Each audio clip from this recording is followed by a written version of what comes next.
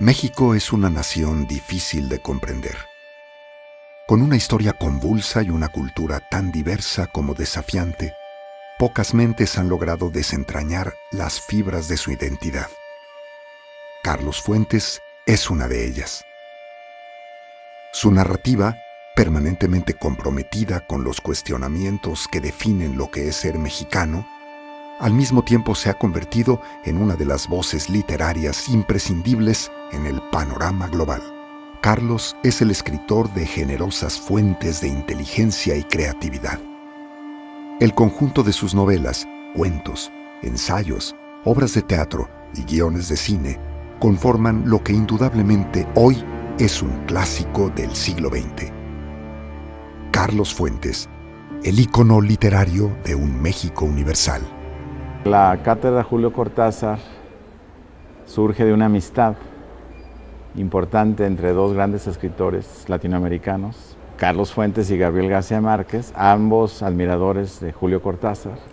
El presidente Salinas instituyó dar becas a estudiantes, a maestros, pero también a figuras intelectuales como la de Carlos Fuentes, la de García Márquez, que aunque no era mexicano, era bastante o mucho muy mexicano. Ninguno de los dos querían recibirlas por lo que implica para un intelectual de la naturaleza de ellos, intelectuales críticos, como debe de ser un intelectual, el recibir apoyos o algo parecido por parte del poder. Estimaron que en la Universidad de Guadalajara había campo propicio para que ese proyecto cobrara realidad y se aterrizara en un centro académico que habría de acogerlo con especial esmero. En esos años, el licenciado Raúl Padilla era rector de la Universidad de Guadalajara y él, como promotor cultural que ha sido, me parece que también fue un factor muy importante en propiciar esa feliz confluencia, ¿no? Entonces, quizá deba yo de corregir y decir, había no dos amistades, sino tres, la de esos dos escritores con la amistad del licenciado Padilla y la admiración que los tres tienen por la obra de Julio Cortázar. Ajeno al tiempo, al espacio y a los paradigmas, el legado de Julio Cortázar trasciende incluso los propios confines de lo literario. Sus ideas, el atrevimiento de jugar con la lógica y de cuestionar lo que se consideraba incuestionable, no solamente han inspirado profundamente a generaciones de escritores, incluso han impulsado el pensamiento humano hacia todas direcciones. Así, no es extraño pensar que su obra y sus cavilaciones germinaron en la Universidad de Guadalajara, bajo la forma de la Cátedra Latinoamericana Julio Cortázar, creada en 1994 por el propio Carlos Fuentes y el escritor colombiano Gabriel García Márquez. La Cátedra Latinoamericana Julio Cortázar fue uno de los pasos contundentes de la Universidad de Guadalajara, no solo para honrar la memoria del narrador argentino, sino sobre todo para reunir a los pensadores imprescindibles de la difícil transición hacia el siglo XXI. El prestigio de la cátedra Julio Cortázar se debe a su nacedouro, de principio, ¿no? Podemos botar García Márquez, Carlos Fuentes, Raúl Padilla, la Universidad de Guadalajara, la ciudad de Guadalajara, y además teníamos, repito, también un nombre maravilloso que ha sido siempre asociado a cátedra, Dulce Zúñiga.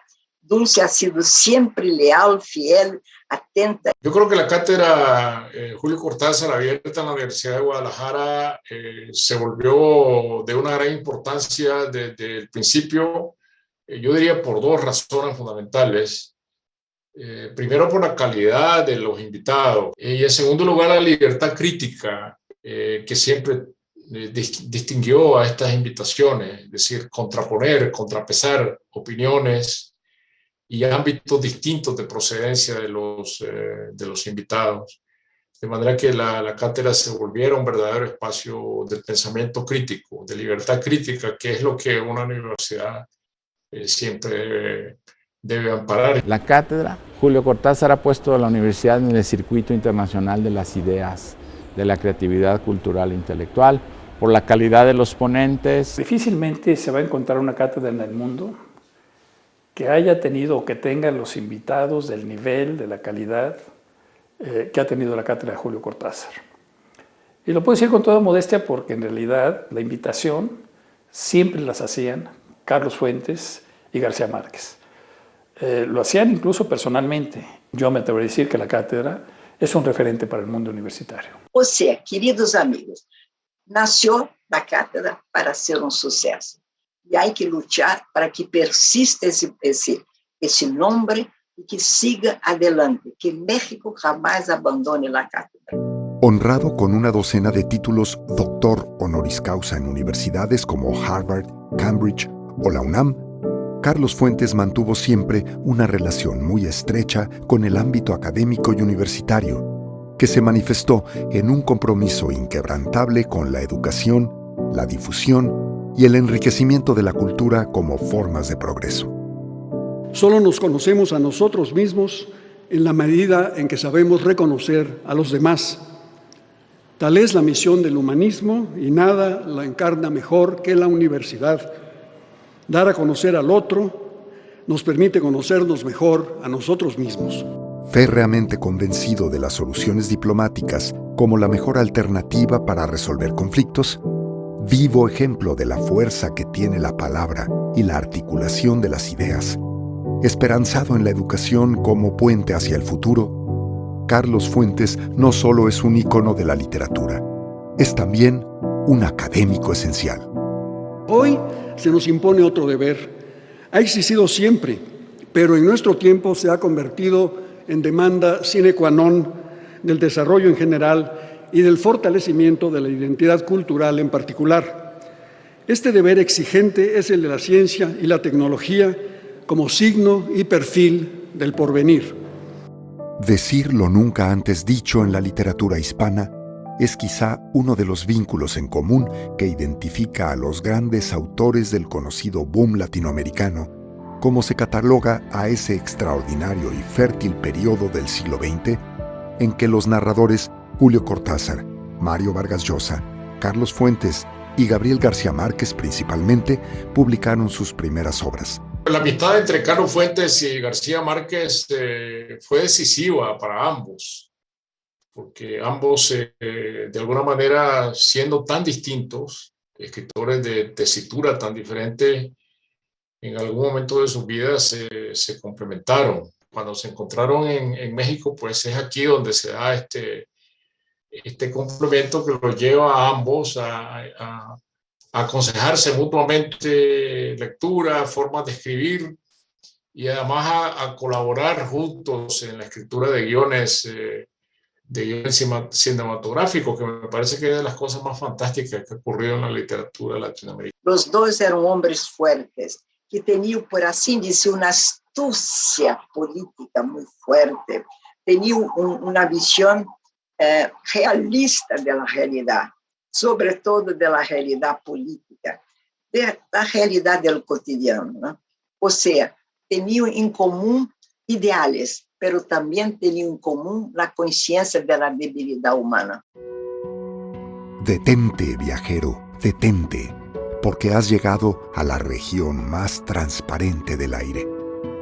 Así describe el gran escritor Alfonso Reyes al Valle de México, en lo que hoy en día es una referencia ineludible para la propia obra de Carlos Fuentes, digno heredero y ahijado cultural de aquel protagonista de las letras mexicanas en los albores del siglo XX. De Alfonso Reyes, Carlos Fuentes no solo tomó inspiración para el título de su primera novela, además, el joven Fuentes logró combinar la extraordinaria riqueza cultural de su amistad con el acceso a las vanguardias del mundo gracias a los permanentes viajes de una familia diplomática. Así, acaso de manera natural, la literatura de Carlos Fuentes exploró con osadía las técnicas inauditas en el panorama de las letras hispanas. A través de su obra, Fuentes creó una visión de México honesta e inquietante, preocupada y amorosa, enfurecida y a la vez esperanzada. como él mismo alguna vez se definió, un exorcista que terminó en profeta. Carlos Fuentes comienza a escribir muy joven. A mí me parece algo maravilloso pensar que un joven de 24, 25, 26 años escribe novelas que hasta la fecha son completamente vigentes, como por supuesto La región más transparente, en la que retrata el México de los años 50, el México realmente todavía posrevolucionario, el México al que le hizo justicia la Revolución Mexicana, y que retrata las clases sociales, retrata el habla popular, y lo hace de una manera magistral.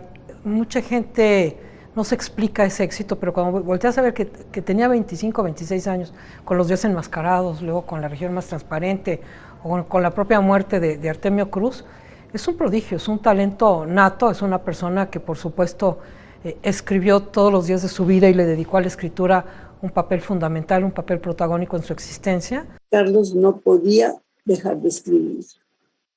Eso fue su sino, ser escritor en serio. La obra preferida de Carlos Fuentes, en un horizonte ficcional ensaístico muy largo, de muchas preferencias mías, aún así elijo La muerte de Artemio Cruz, que me parece una novela extraordinaria. Aura es para mí no solo la obra capital de Fuentes, sino una de las obras fundamentales en mi vida de lectora, en mi vida de formación intelectual. Carlos Fuentes, en el año 2000, impulsó la gestación del Foro Iberoamérica, que hasta la fecha sigue operando. Pero lo que quiero destacar es que en cada oportunidad, Carlos Fuentes, al inaugurarse la sesión correspondiente, pronunciaba un discurso absolutamente magistral en donde elaboraba las preocupaciones que él mismo tenía y que compartía con nosotros sobre los temas que afectaban a Iberoamérica en su conjunto. Y efectuaba análisis con enfoques políticos, con enfoques de relaciones internacionales, con enfoques de economía y cultura, que de ser publicados habrían de enriquecer el pensamiento de Iberoamérica, porque siguen teniendo una vigencia plena. Precisamente en La silla del águila, de alguna manera da ciertas, pues yo creo que predice ciertas cosas que estamos viviendo en la actualidad, ¿no? Habla del poder, maneja mucho el tema del poder y de las esferas del poder, pero no solamente como novelista, también lo hace como ensayista en El Nuevo Tiempo Mexicano, en varios de sus libros de ensayos, bueno, y qué decir del Espejo Enterrado, es decir, para poder entender el México actual y lo que es la cultura latinoamericana en general, leer El Espejo Enterrado yo creo que es fundamental para todo mexicano que quiere estar bien enterado. Se nos habla de un mundo unipolar y unilateralista, donde rige el poder del más fuerte. Los mexicanos nos oponemos a semejante arrogancia y apoyamos en cambio un orden multilateral regido por el derecho y producto de la negociación de diferendos. Se nos habla del fin de la historia, pero ya sabemos que quienes lo proclaman quieren que permanezcamos capturados dentro de una historia, la suya, no la nuestra, porque nuestra historia no ha terminado, porque no está conforme consigo misma, no da nada por concluido y lo da todo por conocer y reconocer. Sin embargo, no nos va a bastar el discurso brillante y duradero de la cultura humanista que nos da nuestra voz. No nos van a bastar los discursos políticos, brillantes pero fugaces, de una democracia con voto libre y con pies descalzos. Si bien es innegable el carácter versátil y multifacético en la obra de Carlos Fuentes, donde lo mismo convive el cuento con el ensayo, la biografía con la crónica o el guión para cine, lo cierto es que es en el territorio de la novela donde se puede apreciar con absoluta claridad su enorme capacidad literaria, la profundidad de su pensamiento y, en particular, su perenne preocupación por el lenguaje. Portador de una tradición a la que honra y desafía al mismo tiempo, Carlos Fuentes respiraba y transpiraba cultura en todas sus manifestaciones. De ahí surgen las fibras con las que entretejía sus relatos. Profundamente comprometido con lo no dicho, la escritura de Carlos Fuentes también es una búsqueda por esa identidad implícita del mexicano, más allá de mitologías, prejuicios, estigmas y estampas. En su obra hay también un grito desesperado por el ser mexicano. No otra cosa quiso decirnos el sabio humanista mexicano Alfonso Reyes cuando se quejó, lo cito: América Latina llega siempre tarde a los banquetes de la civilización. Fin de cita. No a los de la cultura, que es la cabeza y el corazón del organismo social, sino a los de la civilización, que es los brazos y las piernas de la misma. Sabemos sentir, sabemos pensar, pero a veces no sabemos caminar. Siempre fiel al carácter diplomático de sus orígenes familiares, al ser hijo de Rafael Fuentes, un prominente embajador que lo llevó desde niño por buena parte del mundo, Carlos Fuentes defendió siempre con gran convicción la importancia de cultivar la información, el diálogo, la cultura y el saber como recursos esenciales para crear el futuro, para iluminar los senderos por los que caminamos. Corresponde a las universidades, y muy particularmente a la UNAM, ponerse a la cabeza de las políticas más enérgicas y avanzadas del conocimiento tecnocientífico sin sacrificio alguno de su alto rango humanista. ¿Acaso por ello, durante su vida en México, el escritor no dudaba ni un momento en acercarse a las universidades, en particular a la UNAM y a la Universidad de Guadalajara, con las que siempre tuvo fuertes vínculos? Desde ahí difundió cuanto pudo el valor de la palabra y el lenguaje, no solo para comprendernos como sociedad, sino para exclamar quiénes somos y hacia dónde queremos ir. Vamos a precisar una democracia que calce a la mayoría, respetando su voto, y una cultura que a la cabeza y al corazón le dé la fuerza motriz de la civilización, los brazos y las piernas del movimiento. Gracias a los oficios de Carlos Fuentes y de alguna manera de Humberto Eco, que tuvieron un evento semiclandestino en Nueva York con Salman Rushdie, lo convencieron de que viniera a la Feria del Libro de Guadalajara. Lo que ideamos con Carlos Fuentes en ese entonces fue anunciar a Carlos Fuentes presentando el último libro de Salman Rushdie, que estaba protegido por Scotland Yard y que no tenía apariciones públicas. Carlos Fuentes hace la presentación con un público multitudinario. Él habla de 3 salmas, Rushdie, al presentarlo. Habla del gran talento del escritor y luego habla del ser humano y sus características humanas.